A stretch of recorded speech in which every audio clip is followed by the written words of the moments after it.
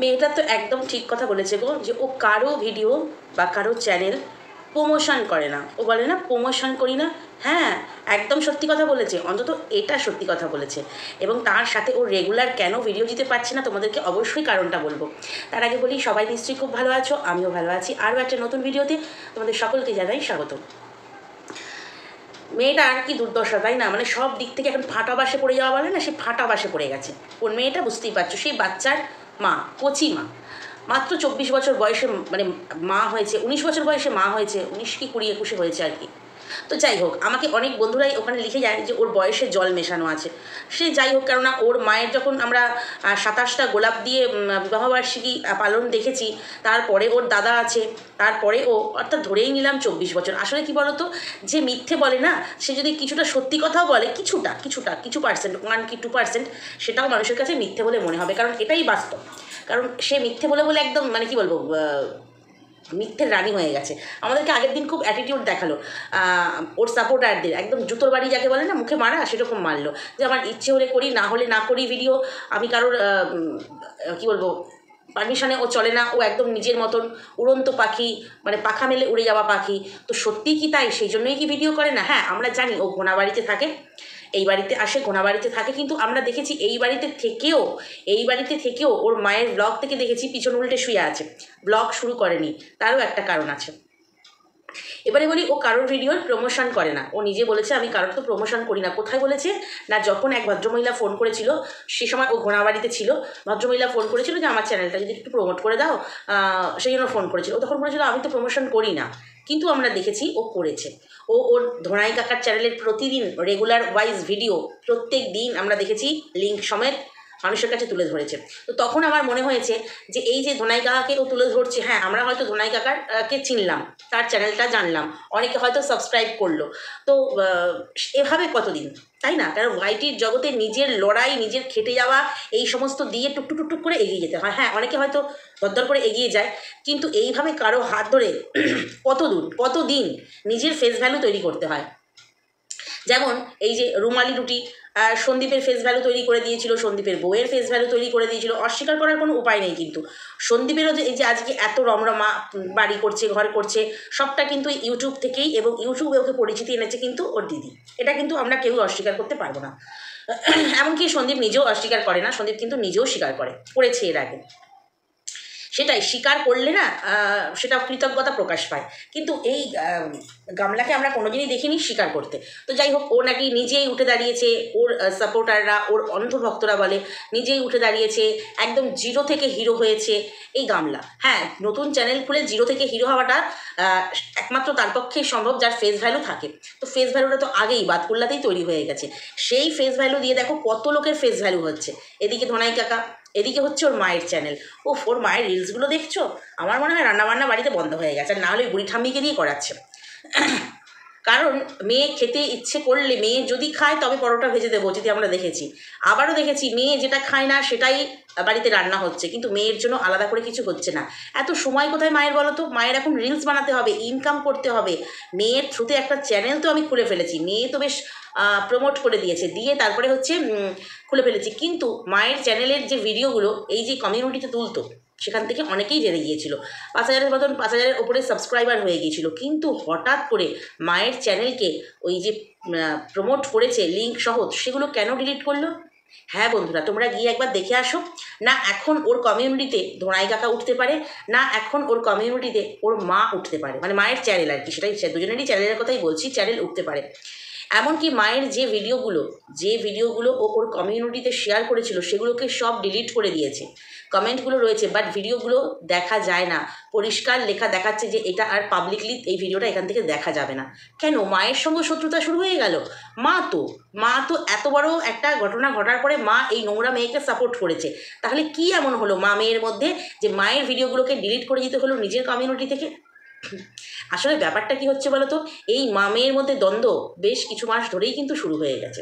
কারণ দেখো, যে সংসারে এই মেয়েটা, যে সংসারে, মানে নিজের সংসার, অর্থাৎ যেখানে স্বামী, শাশুড়ি, শ্বশুর, পুরো নিজের, একদম নিজের, আর কোনো আদার্স ভাই বোন কেউ নেই, আর নিজের সংসারে নিজের চ্যানেলে মুখ দেখাতো, সবাই সবাই মিলেই করতো। ওর মাও রান্নাবান্না করতো, মানে সন্দীপের মা।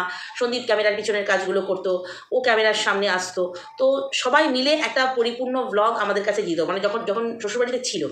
অথচ ও হয়ে গেল কি আমার টাকা আমার চ্যানেল, শেষ সময় বলা গেল আমার টাকা আমার চ্যানেল।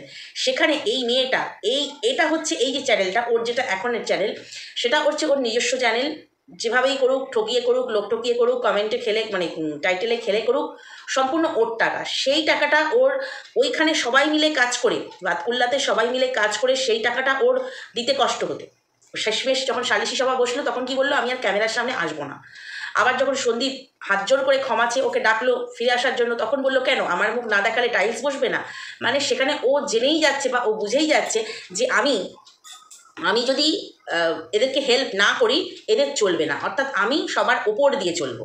তো ঠিক এখানেও সেরকম, এই বাড়িতে এসেও ও যখন চ্যানেলটা খুলেছে, ওর ইনকাম হচ্ছে, সবাইকে দিচ্ছে থুচ্ছে, এটা কিনে দিচ্ছে ওটা কিনে দিচ্ছে রোজ, এবং মান্থলি সংসারে আমরা শুনেছি মান্থলি সংসারে 30,000 টাকা দেয়, সেটাও শুনেছি। তো সেটা দিচ্ছে, মানে ভালো মতনই কন্ট্রিবিউট করছে। কিন্তু তারপরেও ওর আদর এখানে থাকছে না, ওর আদর থাকছে না। বাবার বাড়ির, মানে কি বলবো, রাজকুমারী মতো থাকতে পারছে না। অথচ শ্বশুরবাড়িতে নাকি সব কিছু, মানে আদর আহ্লাদ আবদারের থেকেও, শাশুড়ি মার আহ্লাদের থেকেও, কারণ ও যখন প্রেগনেন্ট ছিল আমরা দেখেছি কিভাবে টেক কেয়ার করেছে। তার পরবর্তীকালেও কীভাবে ওকে টেক কেয়ার করেছে শাশুড়ি মা, যেটা ওর মা এক আনিও ওর জন্য করে না, মানে 1%ও কিন্তু ওর জন্য করে না। তো সেখানে ও কিন্তু আস্তে আস্তে রিয়েলাইজ করছে, যদিও ফিরে যাওয়ার কোনো প্রশ্নই নেই।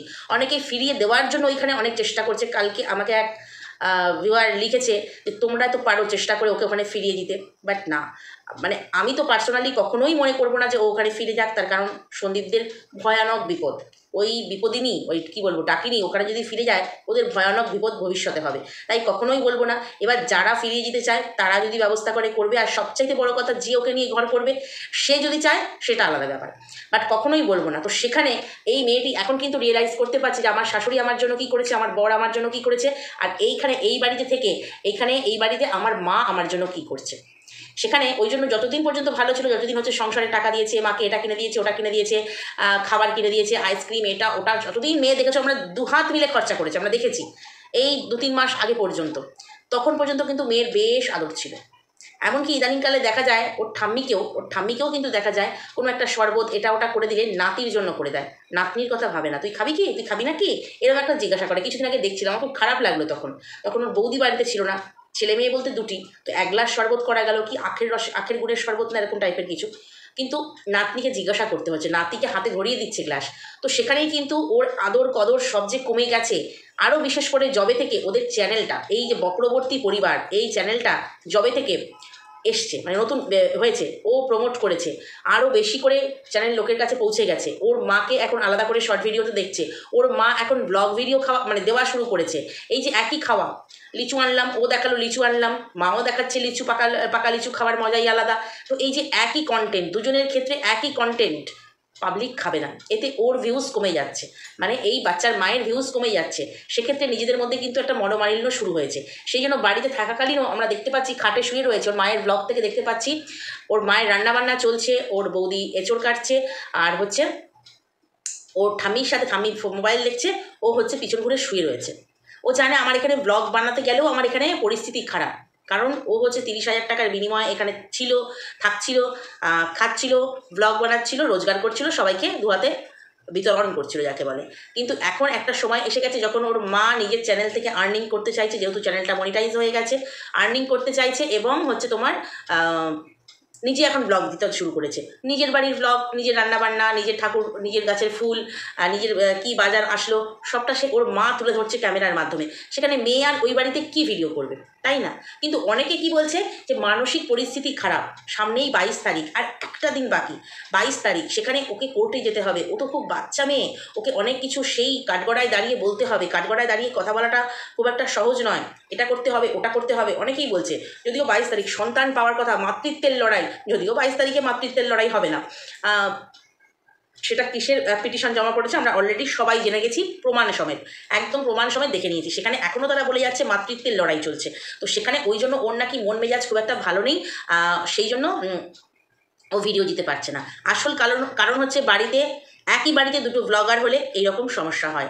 কি দেবে, কি দেখাবে, কোনটা দেখাবে, একই জিনিস দেখাবে, ও মানে ধিক্কারে আর ব্লগ করে না। দ্বিতীয়ত বাড়ি থাকাকালীন প্রমাণ পেয়েছি। দ্বিতীয়ত ও তো ম্যাক্সিমাম সময় ঘোড়াবাড়ি থাকে, ব্লগ করে না। এবারে হচ্ছে ওখানে ব্লগ করার মতো মানে পরিস্থিতি নেই, ওর পক্ষে পসিবল নয়। তো এবারে হচ্ছে তোমার শর্ট ভিডিওগুলো আমরা টুকটুক করে পাচ্ছি।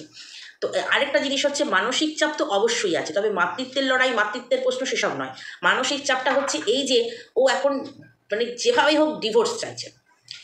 তোমরা অনেকেই বলো ও বাড়ি ফিরতে চাইছে, ও বাড়ি ফিরতে চাইছে। আমিও গতকালের ভিডিওতে টাইটেল দিয়েছিলাম যে ও ফিরতে চাইছে, অন দ্য ওয়ে।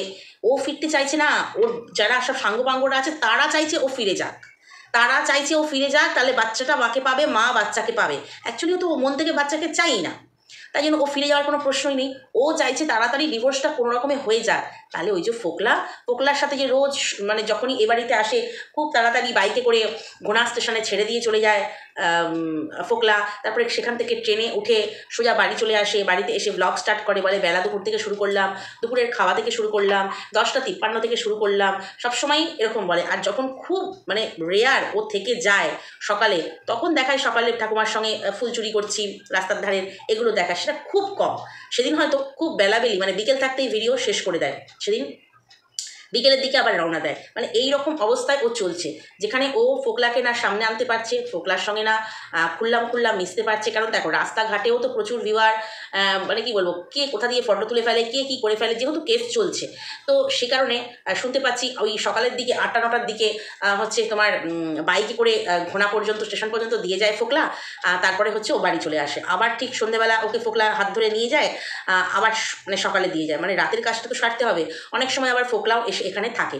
তো ইদানিংকালে যেটা হচ্ছে যে ফোকলা কিন্তু এ বাড়িতে কম আসছে, সেটা আমি তোমাদেরকে বলেছিলাম যে ওর আত্মীয় স্বজন, আশেপাশের আত্মীয় স্বজনের কাছ থেকেই খবর নিয়েছি, তারা বলেছে এখন আর আসে না। অর্থাৎ তার থেকে কি বোঝা যাচ্ছে যে আগে আসতো, এখন আর আসে না। হ্যাঁ, এখন কিন্তু ওই ঘোনা বাড়িতে যায় বেশি, থাকে বেশি, ও নিজেই চলে যায়, কয়েকটা স্টেশন তো। তো এই রকম সমস্যা, শুধু যে ওকে কাঠগড়ায় 22 তারিখে উঠতে হবে বা কিছু, সেই জন্য কিন্তু মাতৃত্বের লড়াই, সেই জন্য কোনো মানসিক চাপ নেই। এ কি আর দুদিন বন্ধ আছে? বেশ কয়েক মাস, প্রথম দিকে বেশ রেগুলারলি দিচ্ছিল, একদম প্রথম দিকে না, তারপরে এটা রেগুলারলি দিচ্ছিল। তারপরে যখন ওয়াইফাই কানেকশান নিল, তখন কি বললো, আমি এবার থেকে তোমাদেরকে রোজ ব্লগ দিতে পারবো। মানে ও নিজে ভাবছে যে আমি এখানে কানেকশান নিলাম, বাট আমি এখন ব্লগই দিতে পারছি না। ওর মায়ের তো বেশ দিব্যি সুবিধা হয়েছে, রিলস বানাচ্ছে, একটার পর একটা রিলস দিচ্ছে, তারপরে তোমার সেজে গুজে কত রকমের অঙ্গভঙ্গি করে। আবার দুদিন ধরে দেখছি এখন ঠাম্মিও মায়ের সঙ্গে জুটে গেছে। মানে এরা এখন আলাদা করে ইনকাম করতে চাইছে না যে মেয়ে এ বাড়িতে থেকে ব্লগ বানাক, তাহলে ওর মায়ের ব্লগে ঘাটতি পড়বে। ওর মায়ের তো ব্লগ এমনি উন্নত নয়, কথা বলে খুব আস্তে আস্তে, তারপর সেখানে যদি ওই দৃশ্যগুলো মেয়ে আগে ক্যাপচার করে দেখিয়ে দেয় ব্লগে, তাহলে তো ওর মায়ের মানে কি বলবো, ব্লগ ঠিকঠাক চলবে না। সেই জন্য ওর মা এখন প্রতিদিনই প্রায় একদিন দুদিন ছাড়া, রিলস তো প্রতিদিনই দিচ্ছে, একদিন দুদিন ছাড়া ব্লগ দিচ্ছে। তো সেখানে চাইছে না মেয়ে এই জিনিসগুলো, আমার বাড়ির কাজগুলো, আমার বাড়ির রান্না, আমি কি রান্না করছি, এগুলো ক্যামেরা করুক। ঠিক সেই কারণে অনেক সমস্যার মধ্যে থেকে বেচারি ভিডিও দিতে পারছে না। কিন্তু আমার কাছে প্রশ্ন হলো, ঠিক সেই কারণেই মা তত্তর করে এগিয়ে যাবে, মা রেভিনিউ জেনারেট করবে, মায়ের সাথেও হিংসা। আমি একদিন তোমাদেরকে বলেছিলাম এই মেয়েটি হচ্ছে আত্মসুখে সুখী। মানে এ বাবা, ভাই, বোন, শ্বশুর, শাশুড়ি, সন্তান কাউকে ভালোবাসে না। এটা কিন্তু এক ধরনের মানসিক রোগ, যেটা আমি গুগলে সার্চ করে দেখেছিলাম, তোমাদেরকে অতীতে বলেছি, তাই ওকে এটা নিয়ে আর বলছি না। তো এটা হচ্ছে সে শুধু নিজেকে ভালোবাসে, আত্মসুখে বিশ্বাসী। তো সেই কারণে হচ্ছে দেখছেন মা তো বেশ রোজগার করছে, মা ব্লগ ভিডিও করছে, মায়ের ভিডিওগুলোকে কমিউনিটি থেকে সরিয়ে দিল। বুঝতে পারছো মানে কতখানি স্বার্থপর, তার একটা প্রমাণ পাওয়া গেল। এই মেয়েটি যে কতখানি স্বার্থপর, যে মায়ের সঙ্গে রেষারেষি, মানে তার জন্মদাত্রী মা তার অসময়ে সাপোর্ট করেছে, সে পরক্রিয়া করেছে তাকে সাপোর্ট করেছে, সে অবৈধ স্বামীকে বাড়িতে এনে এখানে মানে কি বলবো বিছানা গরম করেছে, সেখানেও সাপোর্ট করেছে। অথচ মা যখন দুটো মানে ব্লগ ভিডিও বানিয়ে বা রিলস বানিয়ে রোজগার করতে চাইছে, তখন মায়ের ভিডিওগুলো কমিউনিটি থেকে সরিয়ে দিচ্ছে। এই হচ্ছে এর মানসিকতা, মানে মনটা এর মানে কি বলবো এত নোংরা, এত কদর্যপূর্ণ। আমি শুধু চিন্তা করি এই মহিলা মানে দিনকে রাত করে, রাতকে দিন করে, এত মিথ্যে কথা বলে। এদেরকে নিয়ে সন্দীপ কী করে 5টা বছর ঘর করেছিল?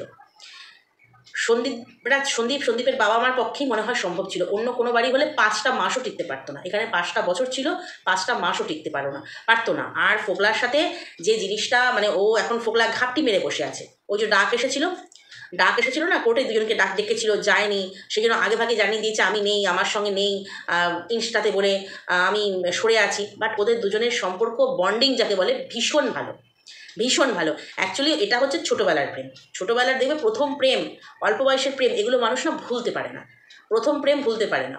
তো সেখানে বাবা মায়ের দেখা পাত্রের সঙ্গে বিয়ে দিয়েছিল, সেখানে প্রথম প্রেম ছিল। আমরা দেখেছি ওর বউ ভাতে গেছে, ওর বিয়ে বাড়িতে ওর গায়ে হলুদের সময় ছিল ফোকলা, এমনকি বিয়ের আগের একটা সরস্বতী পুজোর ফটো দুজনের তোমাদেরকে আমি একসঙ্গে দেখিয়েছিলাম, যে দুজনের একদম অল্প বয়সের বাচ্চাবেলার ফটো। তো অনেক আগে থেকেই চেনা জানা সম্পর্ক, সেই সম্পর্কটা এখন পরিণতি পেয়েছে কোথায় না, বিয়ের দ্বারা, সংগ্রামপুর কালী মন্দিরে বিয়ের দ্বারা। কিন্তু পরিণতি পাওয়ার পরেও এমন ঝুলন্ত অবস্থায় আছে, সেই সব নিয়ে ওরা মানসিক টেনশনে আছে। বাচ্চা কাছে আসবে না সেটা নিয়ে মানসিক টেনশন, যারা বলে আর কিছু বলার নেই। আর যারা বলছো ওকে মোমবাতি মিছিল করে মানে হামলা টামলা করে সন্দীপের বাড়িতে জোর করে বসিয়ে দিয়ে আসবে, মন্দিরা যদি পরকিয়া করে তাহলে আর হচ্ছে এই যদি করে তাহলে নো, বলছে এই যদি পরকিয়া করে তাহলে না, আর মন্দিরা যদি করে তাহলে বাহ, দারুণ ব্যাপার। কিন্তু এর ব্যাপারটা আর মন্দিরা ব্যাপারটা পুরো আলাদা। ওখানে মন্দিরা সোমনাথ মন্দিরাকে প্রচণ্ড ভালোবাসে, এবং মন্দিরা নিজে ভুল স্বীকার করেছে, বাচ্চাকে কখনো ছাড়েনি। কিছু কিছু পয়েন্ট ওদের সঙ্গে পুরো আলাদা। তো যাই হোক, ওরা এখন সুখে সংসার করছে। তো এদের কথা হচ্ছে, তাহলে ওরাও যদি করে, এই বাচ্চার মা মানে কৃষাণুর মা বাবা কেন সুখে সংসার করতে পারবে না? আরে বাবা, কৃষাণুর মা তো চাইছেই না সুখে সংসার করতে। কৃষাণুর মা তো চাইছে ফোকলাকে নিয়ে সংসার করতে। ফোকলার বাড়ি নতুন করে সেজে উঠেছে, ফোকলার বাড়িতে নতুন করে ফার্নিচার ঢুকেছে, সব এই গামলার পয়সায়। ফোকলার বাড়ি রং হয়েছে, ফোকলার বাড়িতে মার্বেল বসেছে, ফোকলার ঘর দারুণ করে সাজিয়ে ফেলেছে, দুজনে নতুন করে ওই বাসায় সংসার পাতবে বলে। সেখানে তোমরা কি করে বলো, যারা ওকে সাপোর্ট করো বা যারা ওর হয়ে ভিডিও করে, তারা কি করে বলে যে ওকে বাতকুল্লাতে বসিয়ে দিয়ে আসবে? জোর করে কখনো হয়? মন্দিরের একটা কথা মনে পড়ছে, জোর করে কিছুই হয় না। ও সবসময় বলতো জোর করে কিছুই হয় না, একদম ঠিক কথা, জোর করে কিছু হয় না। ওখানে মন্দিরার চাওয়া ছিল যে আমি সংসার করব, যদিও সেটা অনেক পরবর্তীকালে। ও হচ্ছে তোমার বাড়িতে এসেছিল একটা অন্য প্ল্যানিং নিয়ে, যে কিছুদিন এই বাড়িতে থাকবো, দিয়ে আমি ভুলের সাথে পালিয়ে যাবো, চলে যাবো, সংসার করব। তো যাই হোক, পরে যখন ওই তরফ থেকে ইগনোর এসছে, বিট্রে করেছে, তখন ও শুধরে গেছে, ঘা খেয়ে শুধরে গেছে। এখনও ফোকলা ওকে ঘা দেয়নি, ঘাটা যখন দেবে তখন অনেকেই বলে মারধর করেছে, অশান্তি হয়েছে। দেখো, সেটা তো সব স্বামী স্ত্রীর মধ্যেই হয়। তো ফোকলা যখন পুরোপুরি ওর সঙ্গে বিট্রে করবে, তখন ওর সন্দীপের কথা মনে হবে, তখন ফিরতে চাইবে। এখন কেন ফিরতে চাইবে? এখন তো দিব্যি ওর সঙ্গে ফোকলার সম্পর্ক আছে। আর ফোকলা আশা করি কোনোদিন ওর সঙ্গে বিট্রে করবে না, কারণ মানি পয়সা পয়সা। ফোকলার তো কোনো মানে কি বলবো, একটা নির্দিষ্ট কোনো আয় নেই, আর্নিং নেই, সবটাই ওর ওপরে। তাহলে ফোকলা ওকে কেন ছাড়বে, তাই না? তো যাই হোক, চলো, এইটুকু শুধু বলতে চাইলাম যে এই মেয়েটি কতটি ঘৃণ্য, কতটা মানে নোংরা মানসিকতার, কতটা রেষারেষিপূর্ণ, স্বার্থপর, যে মাকেও রেয়াত করে না। মায়ের চ্যানেলের ভিডিও অন্য কেউ যদি কমিউনিটিতে দেয় না, তার কমিউনিটিতে মানে অন্য কোনো ক্রিয়েটারকে কমিউনিটিতে তুললো, সেও মনে হয় ভিডিওটা রেখে দেয়। বাট এ সবার মতো মাকেও ডিলিট করে দিয়েছে, অনেককেই করেছে, বাট মাকেও ডিলিট, মানে মায়ের চ্যানেলটা, মাকে বলতে মায়ের চ্যানেলটাকেও ডিলিট করে দিয়েছে। কতটা কি বলবো, নোংরা মনের। তো চলো, আজকের ভিডিওটা এই পর্যন্তই। নেক্সট ভিডিওতে তোমাদের সঙ্গে কথা বলবো। আমরা 22 তারিখের দিকে তাকিয়ে রয়েছি, আজকে 21 তারিখ। চলো দেখা যাক কি হয়। আর লাইক, কমেন্ট, শেয়ার, সাবস্ক্রাইব করে দিও। টাটা।